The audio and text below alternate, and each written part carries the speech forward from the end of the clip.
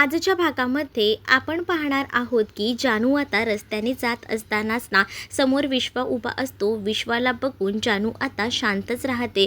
तर जानू आता विश्वाला म्हणत असते की तू पुन्हा का आलास. त्यावर विश्वा म्हणतो की मला माहिती आहे तुला माझा राग येतो, मी सारखा येतो ते, पण खरंच ना मला तुझी काळजी वाटते म्हणूनच मी येतो असंही आता म्हटलं जात असतं. तेव्हा जानू म्हणते की मी तुला काही बोलत असते ना तोंडाला येईल ते, खरंच ना माझी खूप जास्त चूक होते, पण तरीसुद्धा माझ्यासाठी तू येतोस असंही आता म्हटलं जातं. तेव्हाच ना इकडे असणारा जो विश्वा आहे तो समजून घेत असतो. विश्वा म्हणत असतो की अगं तू मैत्रीण आहेस त्यात काय. अधिराजने स्वतःला आपल्या रूममध्ये कोंडून घेतलेलं असतं. तेव्हाच ना रेणुका त्याला समजवायला येते. तो खूप जास्त रडत असतो, त्याची अवस्था खूप जास्त दयनीय असते. आणि तेव्हाच ना जेव्हा तो आता रडत असतो तेव्हा रेणुका त्याला समजावते आणि या सगळ्यामध्ये तुझा काहीच हे नाही आहे, मला कळतंय हे सगळं जे काही आहे ना ते फक्त त्या मूर्ख नीलांबरीमुळे तुला सहन करावं लागतंय. आणि ती नीलांबरीसुद्धा ना तिला तू इतके दिवस पाठीशी घातलंस ना म्हणून ह्या सगळ्या काही गोष्टी तुला सहन कराव्या लागत आहेत असं देखील आता म्हटलेलं असतं. आणि जेव्हा या सगळ्या काही गोष्टी बोलून दाखवल्या जातात ना तेव्हा मात्र आता अधिराज जो आहे तो म्हणत असतो की खरं तर ना या घरात मलाही तुला किंमत दिली नाही आणि तुलाही. तुझं आणि माझं मरण जे आहे ते सेम टू सेम या घरात आहे, पण हे घर जर जपलं असेल तर ते तू असशील, पण मला तर या घरात किंमतही नाही असं बोलून तो आता खूप जास्त रडत असतो. जेव्हा आता तो रडत असतो ना तेव्हा त्याला सावरायला रेणुका असते. तेच आता इकडे जे लक्ष्मी आणि श्रीनिवास असतात ना ते आता भावना आणि त्याचसोबत सिद्धिराजला भेटायला आलेले असतात. कारण त्यांना आता भावनाची खूपच जास्त काळजी वाटत असते. भावनाची काळजी वाटत असल्यामुळे ते आता सांगतात की पुन्हा कधीही काही अडचण आली ना तर पहिल्यांदा ना मला सांगायचं, न सांगता कोणताही विचारणा करायचा नाही, असंच बाहेर नाही पडायचं हेही आता सांगून समजावलेलं असतं. या सगळ्या काही गोष्टी जेव्हा समजावल्या जातात ना तेव्हा कुठे जाऊन ना इकडे आता भावना म्हणत असते की आई बाबा तुम्ही काळजी करू नका, तुम्हाला वाईट वाटलंय हे स्वाभाविकच आहे, पण नका विचार करू इतका सगळा, कारण मी ह्या सगळ्या काही गोष्टी बघितल्या आहेत, सांभाळल्या आहेत. पण आता इथून पुढे ना सिद्धिराज आता कुठेही जाणार नाहीत. तेच आता नीलांबरी रस्त्यावरनं जाताना तिची चिडचिड होत असते. तर तेवढ्यातच तिला आता संतोष भेटलेला असतो आणि संतोष तिला म्हणत असतो की हे काय तुम्हाला काय घराबाहेर पडायची वगैरे वेळ आली की काय, काय दिवस आलेत राव तुमचे, मी विचारही केला नव्हता एवढे बेकार दिवस आलेत, तुम्ही गाडेपाटलांच्या मोठ्या सुनबाई आणि रस्त्यावर बॅग घेऊन फिरताय. हां मग आता ते काय नाही, मी तुमच्याकडे सहज म्हणून आलो होतो बोलायला की आज काय ना ते आमच्याकडे डोहाळे जेवण आहे ना, मग त्या डोहाळे जेवणामध्ये तुम्हाला इन्व्हाइट केलंच असेल आणि ते आमच्या घरात ना फालतूचा खर्च करत बसतात म्हणून म्हटलं तुमच्याशी बोलावं. तेव्हाच ना बरीने तिच्या बॉयफ्रेंडला सुद्धा फोन केलेला असतो, पण त्याने सुद्धा आता तिला स्वीकारायला नकारच दिलेला असतो. इकडे आता भावना ना वेगवेगळ्या साड्या काढते. साड्या काढून झाल्यानंतर ती आता बघत असते की कोणती साडी वेअर करायच ना तिच्या पोटातून बाळ लाथ मारतं. तसं ती म्हणते की काय झालंय बाया, रागवलंयस का. मग आता ती बाळाला शांत करत असते आणि ती आता म्हणत असते की बाळा तू बिलकुलही काळजी करू नकोस, तुला जर काही वाटत असेल ना तर तू माझ्याशी बिनधास्तपणे बोल, मी आहे ना. आणि मी पापांना सुद्धा समजावते. इथे आता सगळ्या काही साड्या वगैरे ती काढत असते, कारण तिला असं वाटत असतं की उगाच आहे ना आपण त्याच साड्या घालून उपयोग नाही. आणि मग ती आता इकडे तिकडे साड्या शोधत असते. तेव्हाच तिला त्या सगळ्या साड्यांना अशा जुन्या वाटत असतात. तेवढ्यातच सिद्धिराजने तिच्यासाठी नवीन साडी आणलेली असते. मग आता ती साडी बघून ना ती खूप जास्त खुश होते. इकडे आता डान्सची प्रॅक्टिस सुरू असते. डान्सची प्रॅक्टिस करत असतानाच ना यांची थोडीशी अशी तू मेमे होत असतात. त्यांना कसं जानू समजावते आणि मग जानूने समजवल्याबरोबर आता बीना जी आहे ती सिंचनाने सांगितलेली स्टेप करायला तयार होते. मग इकडे आता आलेली जी लक्ष्मी आहे ना ती ओरडते आणि ती आता म्हणत असते की काय चाललंय तुमच्या दोघांचंही, म्हणजे मला मुळात कळतच नाही आहे, बस करा ना आता हे डान्स प्रॅक्टिस वगैरे, हां किती ती मस्ती, बस झालं, अजून घरातली किती कामं बाकी आहेत त्या कामांचं काय करायचं आहे. मग आता जानू आपल्या आईला मस्का लावते, फक्त 15 मिनटं लास्टची प्रॅक्टिस करू दे मग आम्ही बसतो असंही आता तिने सांगितलेलं असतं. तेच आता दुसरीकडे पाहायला मिळत असतं की पुन्हा एकदा प्रॅक्टिस सुरू असते. तर इकडे आता लक्ष्मी बाहेर जाऊन मात्र या श्रीनिवास यांना सांगत असते की कुठपर्यंत आलंय सगळं, करताय ना तयारी, पटापट करा, कारण ना कधीही सिद्धू आणि भावना येतील त्या आधी तयारी झाली पाहिजे. तेच आता समोर बघते तर काय इकडे ना आता जो संतोष असतो ना तो आता त्या आजोबांचा व्यायाम करून घेत असतो. आजोबांचा व्यायाम करून घेत असतानाच इकडे लक्ष्मी आणि श्रीनिवास बघत असतात. तर त्यांना तर आता धक्काच बसलेला असतो की आजोबांचा चक्क हा व्यायाम कसा काय करून घेतोय. तर आजोबांना तो सांगत असतो की तुमची मुलगी ना एक नंबरची. असं बोलल्याबरोबर आजोबांचा व्यायाम घेता घेताच ना आजोबांनी इकडे ना त्या संतोषला चांगलंच मारलेलं असतं. मग तेव्हा संतोष म्हणतो की तुम्ही हे सगळं मुद्दामून करताय ना, म्हणजे तुमच्या मुलीबद्दल बोललेलं तुम्हाला सहन होत नाही आहे, बरोबर ना. मग तो आता म्हणतो की चला आता ना उभं राहा बरं, उभं राहून सुद्धा आपण थोडंसं व्यायाम करूया, थोडं चालूया. मग आता त्याला उभं केलेलं असतं. तर त्यांनी ना उभं राहिल्याबरोबर संतोषच्याच पायावर पाय ठेवलेला असतो.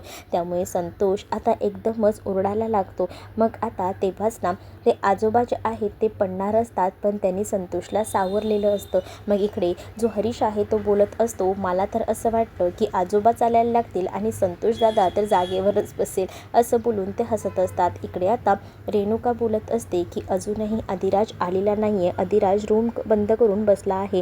त्याला काय झालं आहे काय नाही हे विचारणा मनामध्ये येऊ लागलेले असतात.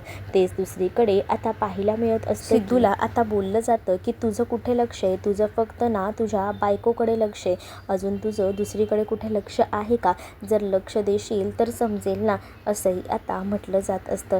मग तेव्हाच तो म्हणत असतो की माझं लक्ष आहे, मी कुठेही विचित्र दुसरीकडे लक्ष देत नाही आहे. मग आता तो लगेचच ना अधिराजला बघण्यासाठी अधिराजच्या रूममध्ये गेलेला असतो. अधिराजचं रूम गेल्यावर दार तो जोरजोरात वाजवत असतो, पण अधिराज काही केल्या दार उघडत नसतो.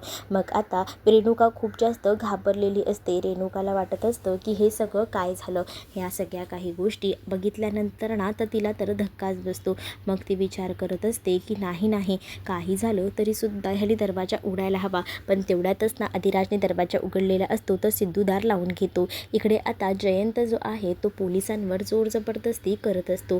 पोलिसांना सांगत असतो की काही झालं ना तरीसुद्धा लवकरात लवकर इथून माझी सुटका व्हायला हवी. वकिलांना तो प्रेशराईज करत असतो. तर वकील आणि पोलीस यांचंसुद्धा आता जुंपलेलं असतं भांडण. तेच आता दुसरीकडे पाहायला मिळत असतं की अधिराज हा खूप जास्त अस्वस्थ असतो. सिद्धू त्याला समजावतो आणि सिद्धू त्याला म्हणतो की तुझ्यातला हा चांगुलपणा आहे ना त्यामुळेच आज तुझ्यावर ही वेळ आलेली आहे. पण तुझ्यासारखा माणूस ना भेटायला खरंच नशीब लागतं. पण तू ना तुझ्या बायकोवर प्रेम केलं, इथे तुझं चुकलं नाही आहे, पण तिने तुला खूप मोठं फसवलं आहे. यामध्ये तुझी काही चूक नाही आहे, तू वाईट वाटून घेऊ नकोस. अधिराज आता सिद्धूचं कौतुक करत असतो. तू प्रत्येक वेळेला मोठ्या भावाप्रमाणे माझ्या पाठीशी असतोस, पण हे सगळे गुण माझ्या अंगात असायला हवे होते. मला तर या घरात किंमतसुद्धा नाही, असंही तो आता म्हणत असतो. त्याच वेळेला आता कसं बसं सिद्धू समजावतो आणि तू वाईट वाटून घेऊ नकोस, तू सुद्धा माझ्यासाठी तितकाच महत्त्वाचा आहेस, असंही आता म्हटलं जातं. एवढ्या सगळ्या गोष्टी बोलून तो आता समजावत असतो. तेव्हा कुठे जाऊन अधिराज ऐकतो आणि अधिराज जो आहे तो आता ह्या सगळ्या गोष्टी ऐकून घेतल्यानंतर ना मग आता तो पुढे विचार करत असतो. तेच आता पाहायला मिळत असतं की अधिराज जो आहे त्याला आता घट्ट अशी मिठी मारलेली असते इथे असणाऱ्या सिद्धूने. आणि सिद्धू आता त्याला म्हणत असतो की मी आहे ना, तर नको काळजी करूस तू, असं बोलून तो त्याला जवळ घेतो. तेच आता दुसरीकडे पाहायला मिळत असतं की एवढं सगळं तर चांगलं होत असतं, ते जयंत जो आहे तो मात्र पिसाळल्यासारखा वागत असतो. त्या इन्स्पेक्टरवर जोर जबरदस्ती करत असतो आणि माझी सुटका करा असं देखील तो आता सांगत असतो. मग तेव्हाच ना इकडे आता जो सिद्धू आहे तो अधिराजला घेऊन खाली येतो. जसं तो खाली घेऊन येतो ना तसं मात्र अधिराजची चौकशी पूर्णपणे केली जात असते. अधिराजला काय हवं नको ते सुद्धा आता बघितलं जातं. मग अधिराज म्हणत असतो की तुम्ही तो कार्यक्रम करा, माझी काहीच हे नाही आहे, पण आता हा कार्यक्रम करायचं नाही असा विचारच ना इथे असणारे सगळेजण करत असतात. म्हणजे सिद्धूने सांगितलेलं असतं भावनाला की आपण हा कार्यक्रम पोस्टपोन करूया. मग ती स्वतः बोलत असते की ठीक आहे आपण हा कार्यक्रम पोस्टपोन करूया, पण तरीसुद्धा असणारा अधिराज ऐकत नसतो. अधिराज म्हणत असतो की कशाला पोस्टपोन करताय, राहू दे, मी करून घेईन मॅनेज, असंही आता तो बोलत असतो. आणि मग जेव्हा तो ह्या सगळ्या काही गोष्टी बोलतो तेव्हा आता हा कार्यक्रम आजच झाला पाहिजे आणि मग तुला नाही जायचं आहे ह्या सगळ्या कार्यक्रमात असं देखील म्हटलं जातं. मग मी का नाही जाणार आहे, मलासुद्धा ह्या कार्यक्रमामध्ये जायचंच आहे. आता सिद्धू म्हणत असतो की असं कसं चालणार आहे, मी तर ह्या कार्यक्रमामध्ये जाणारच आहे, असंही तो आता म्हणत असतो. मग मग जेव्हा तो ह्या सगळ्या काही गोष्टी सांगतो तेव्हा मात्र आता रेणुका म्हणते की मी जरी तुला नाही बोलली तरी तू ऐकणार आहेस का? तू काही ऐकणार नाही आहेस. तुला जायचं आहे ना तर तू बरोबर जाशील त्या कार्यक्रमाला, असंही आता म्हटलेलं असतं. तेच दुसरीकडे आता पाहायला मिळत असतं की भावना खूप सुंदर अशी तयार झालेली असते.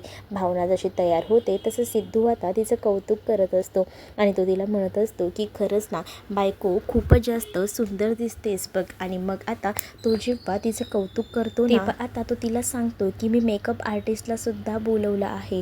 मग मेकअप आर्टिस्टलाही बोलवलं हे ऐकल्यानंतर तर आता ती तर खूपच जास्त खुश होते आणि ती म्हणत असते की ह्या सगळ्याची काय गरज होती? मग तो बोलतो का काय गरज नव्हती? मला तर गरज होती ग तुझ्यासाठी. आज ना तू एकदम छान दिसायला हवंस असंही मला वाटतं. हेही आता तो बोलत असतो. तिथे आता आनंदी येते. आनंदी म्हणते की आपल्याला कधी जायचं आहे? मग आता तिला म्हटलं जातं की हो जायचं आहे आपल्याला.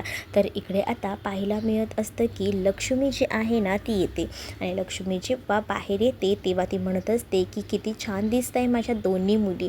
मग आता वीणासुद्धा म्हणत असते की आई तुम्हीसुद्धा खूप छान दिसताय. आता आपली तयारी तर झालेली आहे, थोडंसं किचनमधलं तेवढं बाकी आहे. मग आता जानूही आलेली असते. मग लक्ष्मी त्यांना ओरडते दिवसभर तो डान्स करत बसलात आणि मग आता राहिलेत ना कामं. मग आता लक्ष्मीला वीणा आणि जानू समजवतात आम्ही करतो मॅनेज, तू काळजी करू नकोस.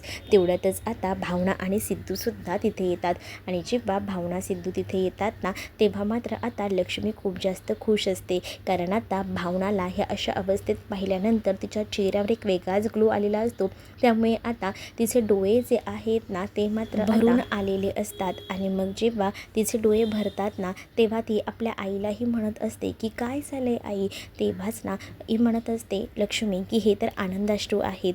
मग आता सगळेजणं छान तयार वगैरे झालेली असतात आणि मग सगळेजणं एकत्र काय ते आहे ना ते सेलिब्रेशन करायचं ठरवतात. पण आता त्यांच्या या डोहाळे जेवणाला ना जयंतची एंट्री होणार आहे.